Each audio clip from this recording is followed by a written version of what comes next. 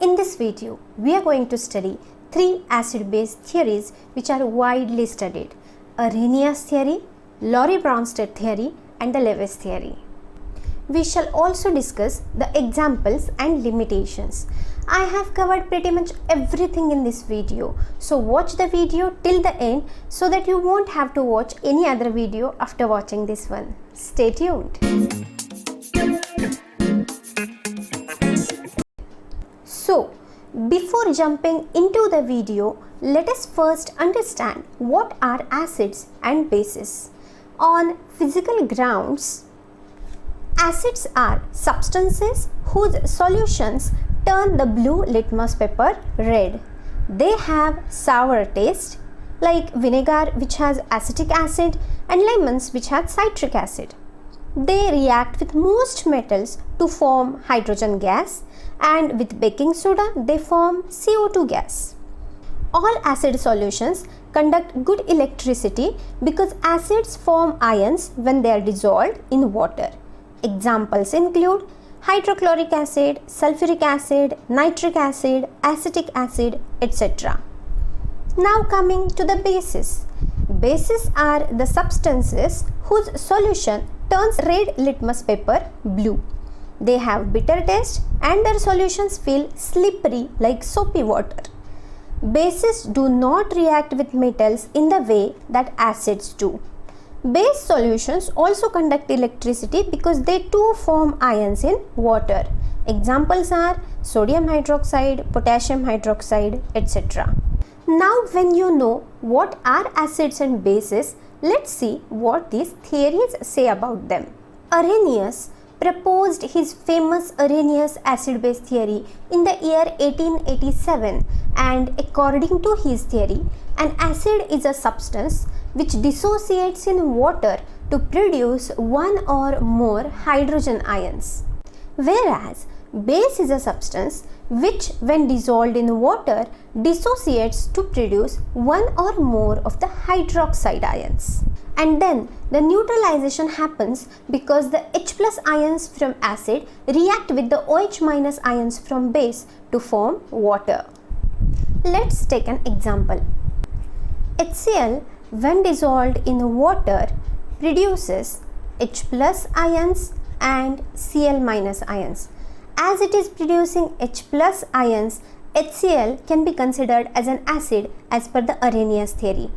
NaOH, when dissolved in water, produces Na plus and OH minus ions.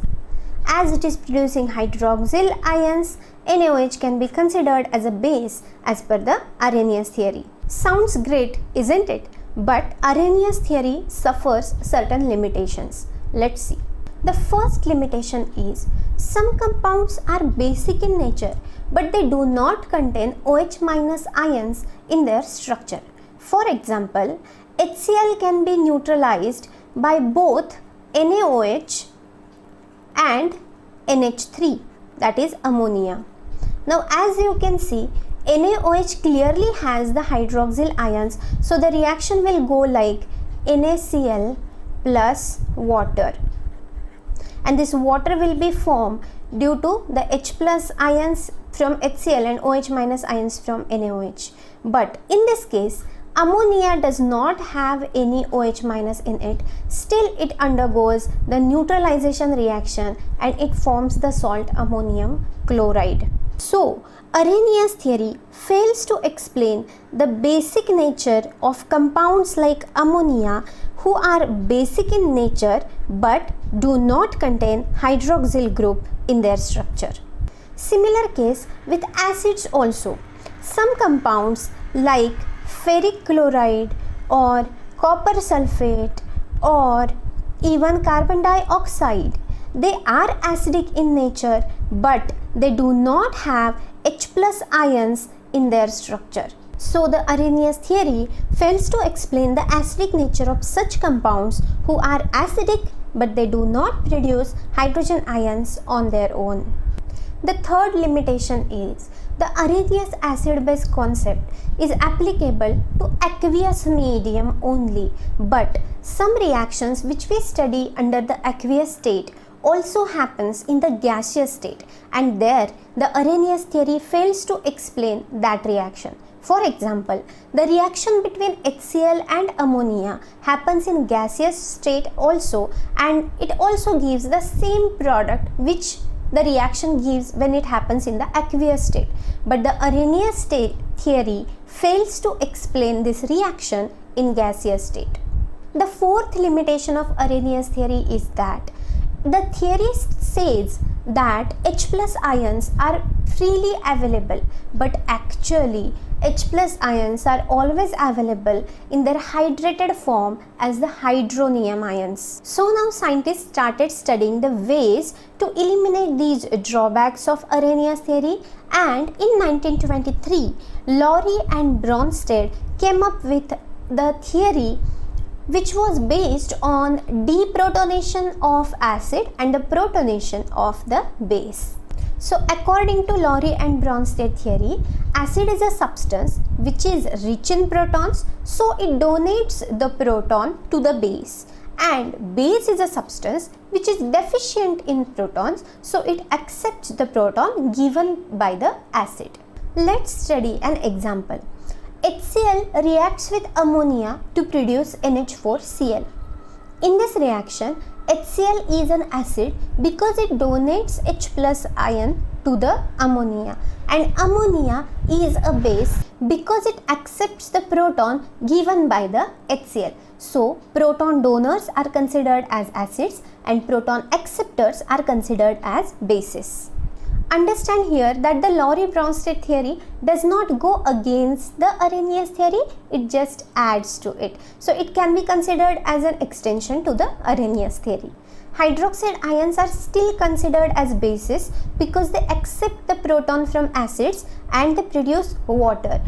The Lowry-Bronsted theory succeeds in eliminating one of the drawbacks of Arrhenius theory because the acids and bases are defined as proton donors and proton acceptors in any medium and not just in the aqueous medium.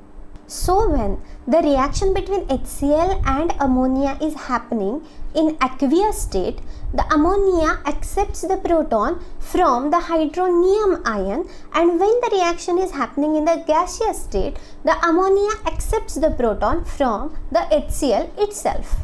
Either way, ammonia is accepting a proton, so it becomes a Lowry-Bronsted base.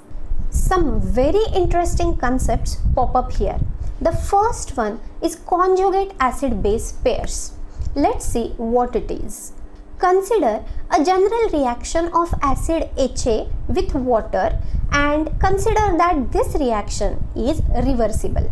So, when HA reacts with water, it produces H3O plus and A minus. Now look at the reaction carefully. HA when reacts with water, it is giving the proton to water. So HA becomes acid and water becomes base to give H3O plus and A minus. This was the case with forward reaction. Now look at the backward reaction. When H3O plus reacts with A minus, it is giving the proton to A minus. So H3O plus becomes an acid and A minus becomes a base to give H2O and HA. So in forward and backward reactions, there are pairs of acids and bases which differ in only one transferable proton. Like HA is the acid from left hand side and it converts to A minus, which is a base at the right hand side, and they are differing only in one proton. Similarly, water and hydronium ions is another conjugate acid base pair which is differing only in one transferable protons. So conjugate acid base pairs are the pairs of acids and bases which differ from each other with only one transferable hydrogen ion. Let's take one more example. Ammonia when reacts with water, it forms NH4 plus and OH minus. In the forward reaction, ammonia accepts a proton from water, so it becomes a base and water becomes an acid. And in the backward reaction, NH4 plus, that is ammonium ion, gives the H plus ion to hydroxide ion. So ammonium ion becomes an acid and hydroxide ion becomes a base. And if you see at the conjugate acid base pairs now, NH3 and NH4 plus is the one conjugate acid base pair and water and OH minus is another conjugate acid base pair. The second very important concept which pops up here is amphoteric substances. Now what are amphoteric substances? These are the substances which can either act as an acid or base. And the Lowry-Bronsted theory can describe the amphoteric nature of water very well. Let's discuss how. As you can see, water can lose H plus ions and form OH minus, so it is behaving as an acid here, and then water can also accept H plus ion and making H3O plus ion, that is hydronium ion. So here water is behaving as a base. Water is behaving as acid as well as base, so it is said to have amphoteric nature. Let's take another example. Water when reacts with HCl, it accepts the proton from HCl and behaves as a base to form H3O plus and Cl minus. Whereas when water reacts with ammonia, it gives away its proton to form NH4 plus ion and OH minus ion. So in this case, water acts as an acid. So depending on the species with which it is reacting, it is either behaving as an acid or a base. So water is amphoteric. The third important concept to note here is amphiprotic substances. Now what are amphiprotic? Protic refers to the proton, means hydrogen ions.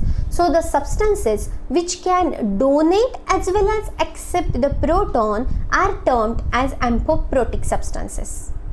The examples are water, amino acids, or the ions like HSO4 minus. The HSO4 minus can accept a proton to form H2SO4 or can donate a proton to form a sulfate ion. Such a fantastic theory it is. Despite of being able to eliminate some of the limitations from Arrhenius theory, the Lowry-Bronsted theory also suffers with some limitations. Let's discuss which are those. The first limitation. This theory fails to give any idea regarding the acidic and basic nature of aprotic solvents like benzene, who do not produce protons when dissociated. And second, this theory can only be explained where acids and base exist in the conjugate acid-base pairs. We have now come to the last and the third theory, which is Lewis theory. But before heading to that theory, kindly hit the subscribe button and turn on the notification bell for all notifications so that you can catch the new and interesting videos from my channel. Also like the video if you feel the content is worth doing so, and consider sharing this video with the ones you know who might find this video useful. Now coming back to the third and the last theory, Lewis theory. Now remember one thing here. All amphiprotic substances are amphoteric in nature, but the reverse is not always true. There are some amphoteric substances which do not donate or accept any protons when they are behaving as an acid or a base. So, in 1938, Gilbert Lewis come up with a whole new definition of acids and bases which do not necessarily involve the generation of protons at all. Lewis proposed this theory based on electron pair donation or acceptance. According to Lewis theory, acid is a substance which accepts an electron pair and base is a substance which can donate an electron pair. Let's understand this with some examples. Any atom, molecule or ion with a lone pair of electrons can actually behave as a Lewis base. For example, anions like OH minus, Cn minus, CH3COO minus, or even the molecules with atoms having lone pairs on them like ammonia where nitrogen has the lone pair, water where oxygen has the lone pair, etc. And apparently, anyone who can accept this lone pair of electrons can behave as a Lewis acid. Lewis acids have vacant orbitals. Let's understand this with an example where zinc ion reacts with ammonia to form a complex. Here zinc has accepted the lone pairs from ammonia. So zinc is a Lewis acid and ammonia is a Lewis base. Note here that the Lowry-Bronsted theory would not be able to explain this reaction because no hydrogen ions are involved in this reaction. Thus, Lewis acid-base theory allows us to explain such complex reactions which do not necessarily involve hydrogen ion or hydroxide ion formation. Coming towards limitations. Lewis theory has been proved to be very useful, but there is a limitation that this theory fails to explain the relative strengths of acids and bases. So if you understood the acid-base theories well, then tell me which of these theories can explain the reaction between BF3 boron trifluoride and ammonia well. Tell me your answer in the comment section below. And if you found the video helpful, do like and share it with your friends. Remember to subscribe the channel for more such videos, and I'll see you in the next video. Till then, take care, bye bye, and keep watching B Pharma Wise.